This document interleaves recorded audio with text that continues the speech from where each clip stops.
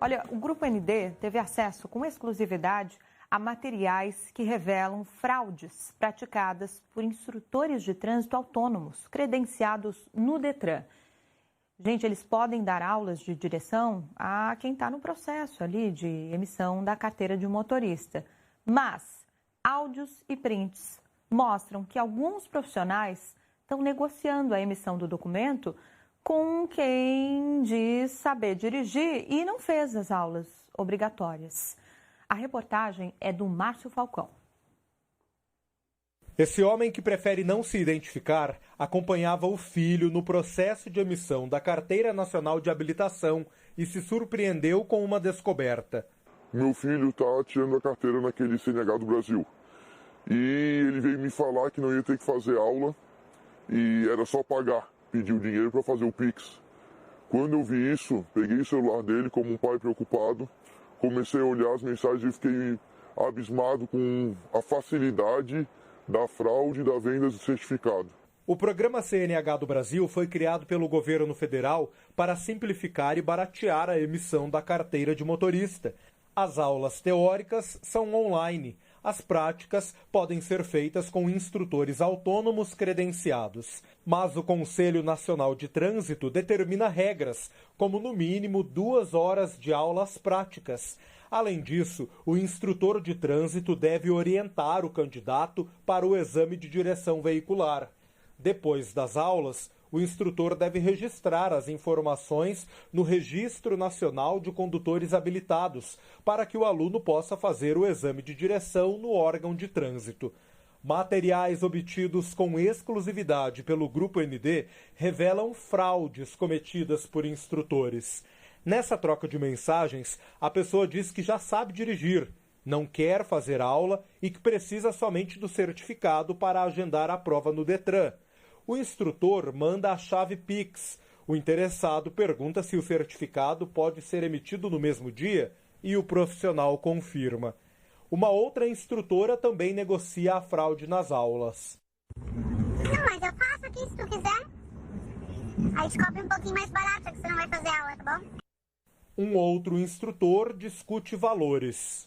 Se eu for te liberar só o certificado, eu faço a 200 pila para ti. Se é para liberar o certificado, agora se é o aluguel do carro e o certificado, eu faço 400 pila. E aí tu manda um e-mail lá pro Detran e faz com o teu carro. Que aí se der problema, aí não é comigo, aí é contigo, entendeu?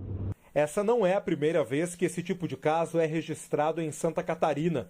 Em fevereiro desse ano, a Polícia Civil descobriu um caso parecido em Araranguá, no sul do estado. A candidata teve o processo para a obtenção da CNH interrompido e uma investigação foi aberta para apurar a conduta do instrutor.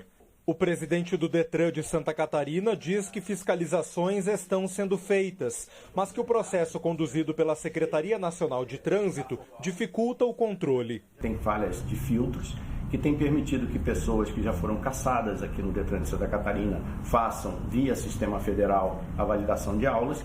E pior, nós temos vários casos, denúncias, algumas já em investigação aqui na nossa corregedoria, de instrutores autônomos credenciados junto à Secretaria Nacional de Trânsito nesse sistema que estão validando aula sem sequer ver a cara do aluno. Nós sabemos que a resolução reduziu para 2 horas de aula, que eu considero muito pouco. Detran e Polícia Civil orientam que alunos façam todas as etapas obrigatórias, inclusive as aulas presenciais. É preciso exigir o cumprimento correto da carga horária e confirmar se o instrutor está credenciado. Venha ao site do Detran de Santa Catarina buscar essa informação de quem são os instrutores credenciados em Santa Catarina.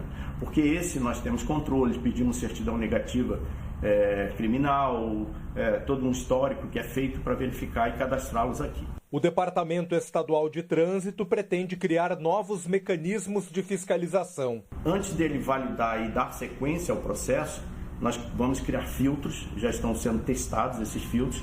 Primeiro, para ver se esse instrutor está credenciado e habilitado em Santa Catarina, que é uma condição para que ele possa ministrar, dar aulas aqui. Segundo, eu vou verificar no sistema se ele fez as 2 horas de aula efetivamente, porque hoje quem faz uma autoescola, quem vai a um centro de formação de condutores, existe um sistema de biometria no início e no final da aula e esporadicamente durante o período de aula.